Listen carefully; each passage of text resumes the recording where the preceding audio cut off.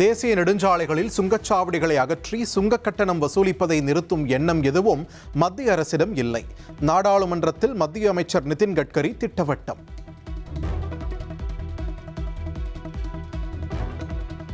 மேற்காசிய சூழல் குறித்து பிரதமர் நரேந்திர மோடி தலைமையில் பாதுகாப்பு விவகாரங்களுக்கான மத்திய அமைச்சரவை கூட்டம் நடைபெற்றது. போர்ச்சூழலில் இருந்து மக்களையும் இந்திய புலம்பெயர்ந்தோரையும் பாதுகாக்க அனைத்து முயற்சிகளும் மேற்கொள்ளப்பட வேண்டும் என்று பிரதமர் வலியுறுத்தினார்.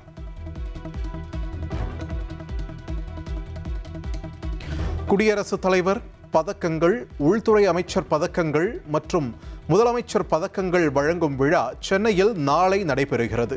எழும்பூரில் மாலை 4 மணி அளவில் நடைபெறும் விழாவில் முதலமைச்சர் விஜய் பங்கேற்று பதக்கங்களை வழங்க உள்ளார்.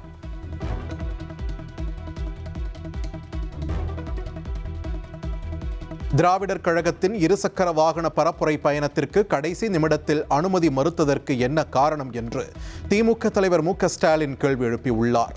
சிவப்பும் மஞ்சளும் சேர்ந்தால் கிடைப்பது காவி என்பது இதன் மூலம் உறுதியாகிவிட்டது என்றும் அவர் கூறியுள்ளார்.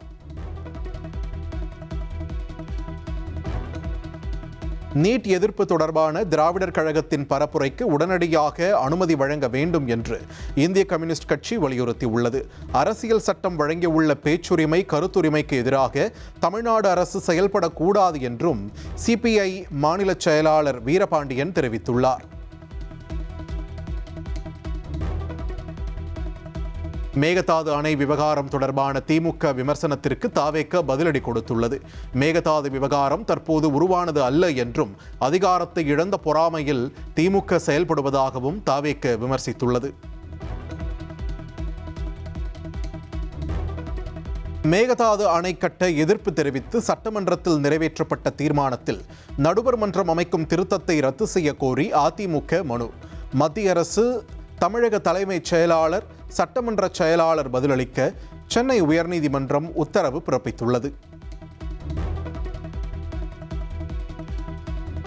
டெல்லி ஜந்தர் மந்தர் போராட்டத்தில் பெல்லட் குண்டுகளால் காயமடைந்தவர்களுக்கு உரிய சிகிச்சை அளிக்க வேண்டும். டெல்லி அரசுக்கு உச்சநீதிமன்றம் அதிரடி உத்தரவு.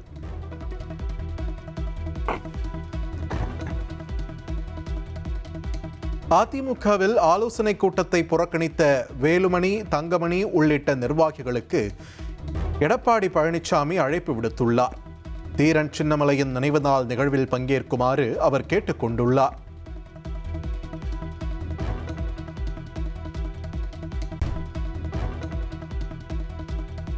தாவேகாவில் இணைவதாக வெளியான தகவலுக்கு முன்னாள் முதல்வர் OPS மறுப்பு தெரிவித்துள்ளார். தாவேகாவில் இணைவதாக வெளியான தகவல் உண்மை இல்லை என்றும் அவர் தெரிவித்துள்ளார்.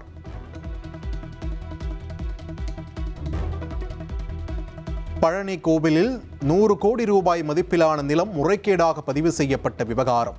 தற்போதைய நிலை அறிக்கையை தாக்கல் செய்ய CBCIDக்கு உயர்நீதிமன்ற மதுரை அமர்வு உத்தரவு.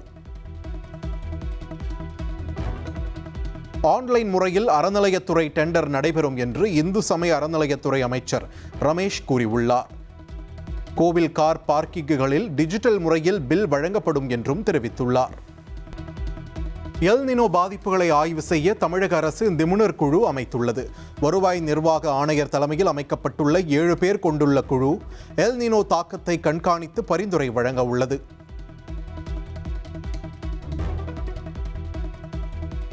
சமூக நீதிக்கு எதிரான நீட் தேர்வை நாடு முழுவதும் ரத்து செய்ய வேண்டும் என்று பாமக தலைவர் அன்புமணி ராமதாஸ் வலியுறுத்தியுள்ளார்.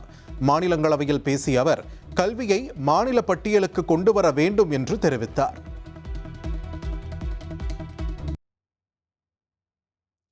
வேலூரில் அமைச்சர் விஜய் பாலாஜி பங்கேற்ற பள்ளி கட்டட திறப்பு நிகழ்ச்சியை மேயர், துணை மேயர் உள்ளிட்டோர் புறக்கணித்தனர். இன்று திறக்க இருந்த கட்டடத்தை நேற்றே மேயர் ஆய்வு செய்து வீடியோ வெளியிட்டது பேசுபொருளாகியுள்ளது.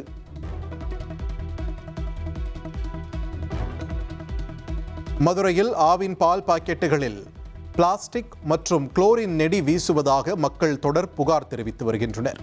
பால் பாக்கெட்டுகளின் மாதிரிகள் ஆய்வுக்கு அனுப்பி வைக்கப்பட்டிருக்கிறது.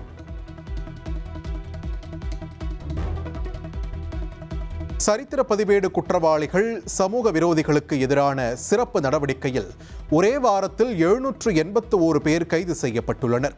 குற்றங்களில் தொடர்புடைய 1967 பேருக்கு ஜாமீன் கிடைக்காத கைது வாரண்ட் பிறப்பிக்கப்பட்டுள்ளது. புதுக்கோட்டை மாவட்டம் வளவம்பட்டியில் கோவில் திருவிழாவில் பட்டியலின மக்களை வழிபாடு செய்ய விடாமல் தடுத்ததாக புகார். மாற்று சமூகத்தைச் சேர்ந்த 41 பேர் மீது வன்கொடுமை தடுப்புச் சட்டத்தின் கீழ் வழக்கு பதிவு.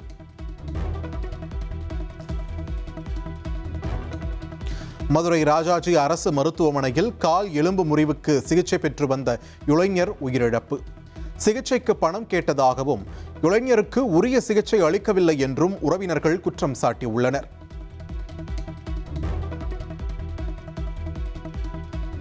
உயிரிழந்த இளைஞருக்கு உரிய சிகிச்சை அளிக்கப்பட்டதாக மதுரை ராஜாஜி அரசு மருத்துவமனை நிர்வாகம் விளக்கம் அளித்துள்ளது.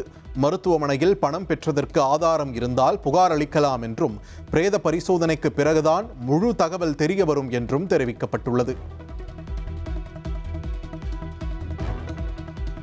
கடந்த 2013ஆம் ஆண்டில் சென்னையில் மது போதையில் காரை ஓட்டிச் சென்று நடைபாதையில் தூங்கிக் கொண்டிருந்தவர்கள் மீது ஏற்றியதில் 12 வயது சிறுவன் உயிரிழந்த வழக்கு.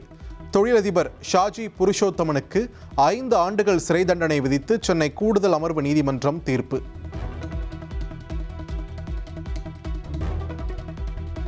முதலீட்டு மோசடி வழக்கில் தேடப்பட்ட ராகுல் ஷாம்ராவ் கலோகே இந்தியாவுக்கு நாடு கடத்தப்பட்டார். ஃபிஜி நாட்டில் பதுங்கி இருந்தவரை இன்டர்போல் உதவியுடன் இந்தியாவுக்கு அழைத்து வந்தது சிபிஐ.